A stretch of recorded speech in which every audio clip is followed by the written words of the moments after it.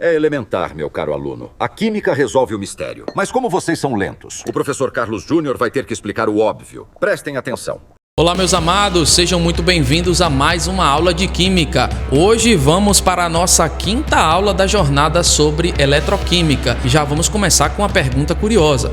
O alumínio é o metal mais abundante da crosta terrestre, mas no século XIX ele era mais caro do que o ouro.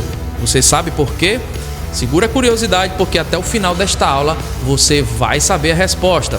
Porque hoje vamos falar sobre eletrólise ígnea, eletrólise aquosa, vamos falar sobre prioridade dos íons, tudo isso e muito mais. E aí, está preparado? Então fique aí, não saia do seu lugar, porque já vamos começar!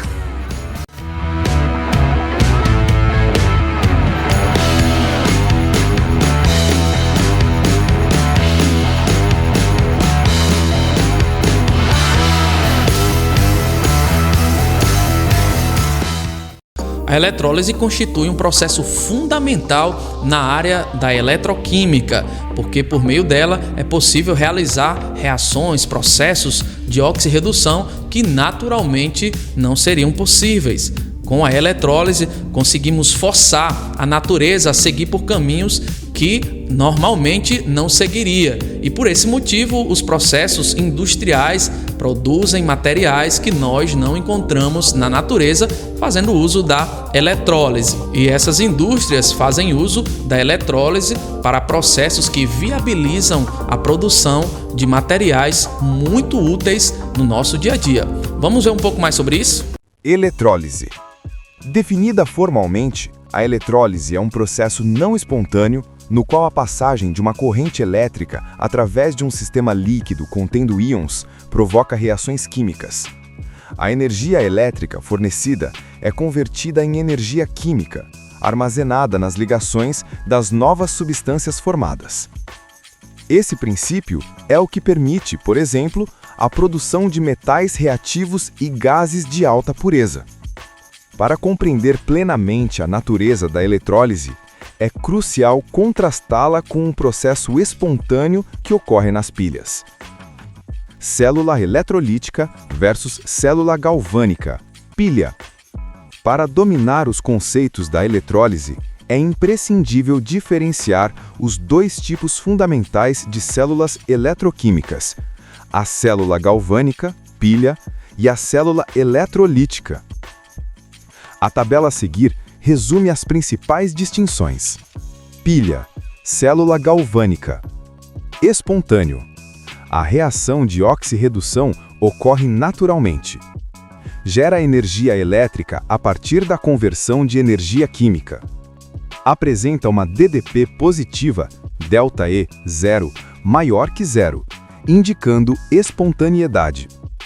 Eletrólise, célula eletrolítica. Não espontâneo. A reação é forçada pela aplicação de energia externa. Consome energia elétrica para forçar uma reação química. A reação intrínseca tem uma DDP negativa, ΔE 0, menor que zero. Requer uma DDP externa para superar essa barreira energética. Os componentes de uma cuba eletrolítica, onde a eletrólise ocorre, são relativamente simples. Gerador. Uma fonte de corrente elétrica contínua, como uma pilha ou bateria, que fornece a energia necessária para forçar a reação. Eletrodos. Condutores que fazem a interface entre o circuito elétrico e o meio reacional. Geralmente são inertes, não reagem, como os de platina, PT, ou grafita, C. A inversão dos polos. Um dos pontos que mais causam confusão no estudo da eletroquímica é a polaridade dos eletrodos. Na eletrólise, os sinais são invertidos em relação a uma pilha, embora os processos de oxidação e redução permaneçam associados aos mesmos eletrodos nominais, anodo e catodo. Essa inversão é uma consequência direta da natureza não espontânea do processo. Numa pilha, a reação química espontânea cria a diferença de potencial, definindo os polos. O anodo, onde a oxidação ocorre, é a fonte de elétrons, tornando-se o polo negativo. Na eletrólise, um gerador externo impõe uma diferença de potencial aos eletrodos, forçando uma reação não espontânea. Eletrólise ígnea, o processo em meio fundido. A eletrólise ígnea é o processo que ocorre com uma substância iônica no estado fundido, líquido, na ausência total de água. Para que isso seja possível, a substância deve ser aquecida a uma temperatura superior ao seu ponto de fusão, para o NaCl, 801 graus Celsius, permitindo que seus íons ganhem mobilidade. O exemplo clássico para ilustrar esse processo é a eletrólise ígnea do cloreto de sódio, NaCl fundido. Uma vez que o sal está líquido, seus íons Na+ e Cl- estão livres para se mover. Ao aplicar uma corrente elétrica, as seguintes reações ocorrem. No cátodo, polo negativo, os íons Na+ são atraídos pelo polo negativo, onde recebem elétrons e são reduzidos a sódio metálico líquido, NaL, pois a temperatura do processo, acima de 801 graus Celsius, é muito superior ao ponto de fusão do sódio, 97,8 graus Celsius. No anodo, polo positivo, os íons Cl- são atraídos pelo polo positivo, onde perdem elétrons e são oxidados formando gás cloro, Cl2. A reação global do processo é a soma das duas semi-reações, resultando na decomposição do cloreto de sódio em seus elementos constituintes. 2NaCl, L, separado em 2Na, L, mais Cl2G. Eletrólise aquosa, a competição da água. O principal desafio da eletrólise aquosa reside na presença da água, que está longe de ser um solvente inerte. A própria molécula de água pode participar ativamente do processo de oxirredução, competindo diretamente com os íons do soluto, dissolvido pela capacidade de oxidar ou reduzir nos eletrodos. As duas semi-reações competitivas da água são redução da água no cátodo, oxidação da água no anodo. Para determinar qual espécie química reagirá em cada eletrodo, se o íon do soluto ou a própria água, utilizamos o conceito de prioridade de descarga. Esse critério é baseado na reatividade das espécies presentes. Critérios no cátodo, polo negativo. A descarga dos cátions segue uma fila de reatividade. Cátions de metais muito reativos, como Na+, K+, Ca2+, Al3+, são mais difíceis de reduzir que a água. Portanto, na presença de água, são as moléculas de H2O que sofrem redução. Por contraparte, cátions de metais menos reativos têm mais facilidade de descarga e são reduzidos preferencialmente. A facilidade de descarga, redução, dos cátions aumenta na seguinte ordem. Cátions de metais alcalinos, alcalino-terrosos e Al3+, menor que H+ da água, menor que demais cátions metálicos, como Cu2+, Ag+, Au3+, etc. Critérios no anodo, polo positivo. A prioridade de descarga dos ânions também segue uma regra específica. Ânions não oxigenados, como Cr-, Br- e-, oxidam-se mais facilmente que a água. Já os ânions oxigenados, como SO4 2-, NO3- e o fluoreto, F-, são mais difíceis de oxidar. Nesses casos, é a água que sofre oxidação no anodo. A facilidade de descarga, oxidação dos ânions, aumenta na seguinte ordem. Ânions oxigenados, SO4 2-, NO3- e F-, menor que OH- da água, menor que ânions não oxigenados, Cl-, Br- e-, com exceção do F-. Sr. Anderson, é inevitável. Resistir é inútil. O algoritmo exige que você clique no botão de inscrição do professor Carlos Júnior. Faça isso agora. O que vimos até agora já te deu uma grande dimensão do que é eletrólise.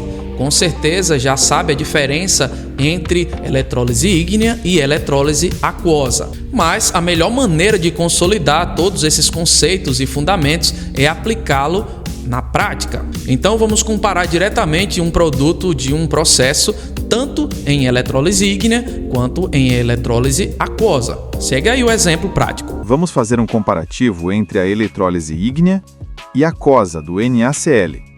Na ígnea, o processo leva à decomposição do sal em seus elementos constituintes, conforme a reação global. 2NaCl, L, produz 2Na, L, mais Cl2, G.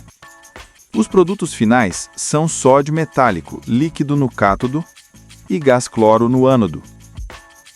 Na aquosa, as espécies químicas presentes que podem reagir são cátions, Na+, do sal, e H+, da água, ânions, Cl-, do sal, e OH-, da água. Aplicando as regras de prioridade de descarga, podemos determinar as reações que ocorrerão. No cátodo, polo negativo, a competição ocorre entre o íon Na+, e a água. A água é reduzida produzindo gás hidrogênio H2 e íons hidroxila, OH-. No ânodo, polo positivo, a competição se dá entre o íon Cl- e a água. O íon Cl- é oxidado produzindo gás cloro Cl2. A reação global é 2NaCl, Aq, mais 2H2O, L, produz 2NaOH, Aq, mais H2G, mais Cl2G.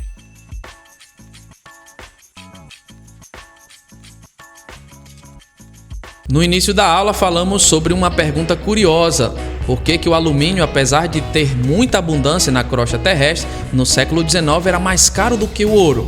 Você já deve ter percebido que a eletrólise tem tudo a ver com isso. Naquela época não existia um processo claro sobre a eletrólise e por isso era muito difícil de obtermos o alumínio puro, uma vez que ele não existe dessa forma na natureza. E a eletrólise facilitou bastante a obtenção desse material que é muito útil para o cotidiano. Facilitando essa extração, o preço de mercado do alumínio caiu bastante. E aí, gostou dessa aula? Se gostou, não esquece de deixar nos comentários. E também, se ficar com alguma dúvida, deixa lá que estaremos te respondendo.